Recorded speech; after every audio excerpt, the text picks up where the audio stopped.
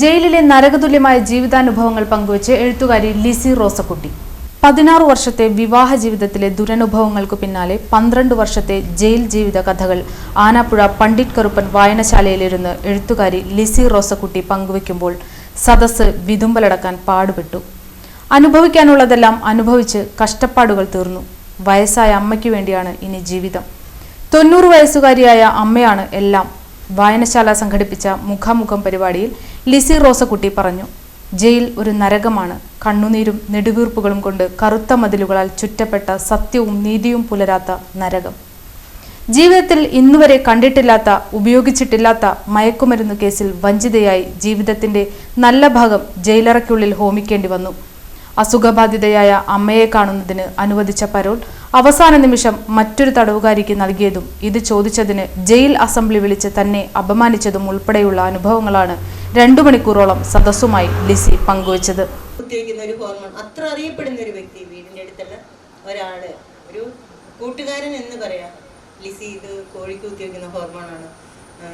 അല്ല, ആദ്യമേ ഇയാളെ ഒരു തുണി എടുക്കാൻ വേണ്ടിയിട്ടാണ് കൊണ്ടുപോയത്. എൻ്റെ ചെറിയ അനിയത്തി പുള്ളി കിടക്കുന്ന സമയത്ത് ഞാൻ നന്നായി തയ്ക്കും.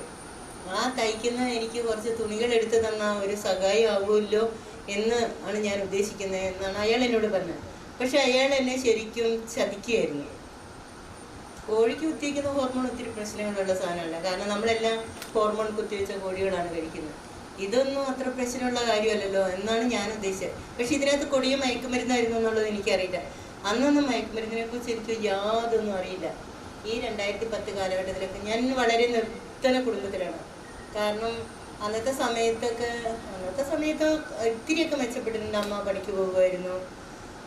അങ്ങനെ പിന്നെ എല്ലാ കൂടപ്പറപ്പുകളുടെയും കല്യാണമൊക്കെ കഴിഞ്ഞതാണ്.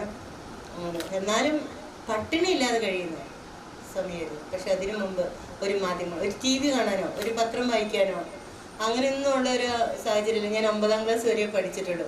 പക്ഷെ പഠിക്കാൻ സ്കൂളിലെ ഏറ്റവും മിടുക്കി ഞാനായിരുന്നു. പക്ഷെ മുന്നോട്ട് പോകാൻ സാധിച്ചില്ല. ഇന്ന തരത്തിലുള്ള നോട്ടങ്ങള് ജയിലുദ്യോഗസ്ഥര് അങ്ങനെ. പിന്നെ സത്യം പറഞ്ഞാൽ ആ ജയിലിൻ്റെ ഉള്ളിലെ അനുഭവങ്ങൾ ഞാൻ പങ്കുവയ്ക്കുമ്പോൾ നിങ്ങൾ തന്നെ ഞെട്ടിപ്പോ. അത്രയാണ്. ഒരാൾ അനുഭവിച്ചിട്ടുണ്ടെന്ന് പറഞ്ഞില്ലേ. പക്ഷെ ഏത് ജയിലായിരുന്നു? രാഷ്ട്രീയ തടവുകാരാണ്.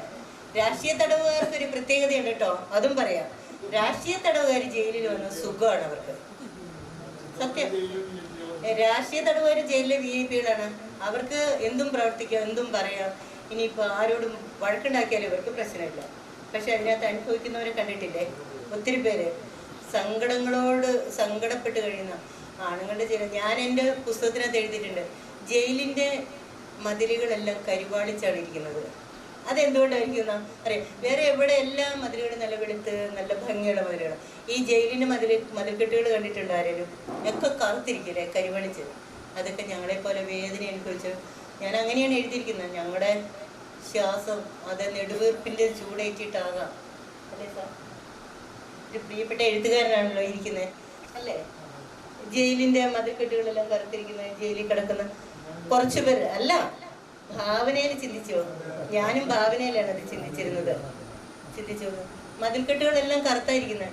കാരണം എന്നെ പോലെയൊക്കെ നെടുവീർപ്പിട്ട് കരഞ്ഞ രാത്രി മൊത്തം ഞങ്ങളുടെ ആ കരച്ചിലും നെടുവീർപ്പിട്ടൊക്കെ ചൂടേറ്റിട്ടാണ് മതിൽക്കെട്ടുകളെല്ലാം കറുത്തിരിക്കുന്നത്. അങ്ങനെ ഞാൻ എഴുതിയിട്ടുണ്ട്.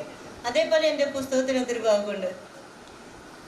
ജയിലിൽ നിങ്ങൾക്കൊക്കെ എങ്ങനെയായിരുന്നു ഭക്ഷണം തന്നിരുന്നത്? രാഷ്ട്രീയ തടവുകാർക്ക് ആണുങ്ങൾക്ക് എങ്ങനെയാണ് തന്നിരുന്നതെന്ന് അറിയില്ല കേട്ടോ, അതുകൊണ്ട് ചോദിക്കുന്നു. ക്യൂവിൽ നിന്ന് വാങ്ങണമായിരുന്നോ? നിങ്ങൾക്ക് നിങ്ങളുടെ സെല്ലിൽ എത്തിച്ചു തരുമായിരുന്നു? സെല്ലിൽ വരും. NH Samson, secretary UT Premnath, M Bijukumar, Bindu Raju, Girija Radhakrishnan, Sriranjini, flower, Neju Ismail, AS Suhara, Soumya Senthil എന്നിവർ സംസാരിച്ചു.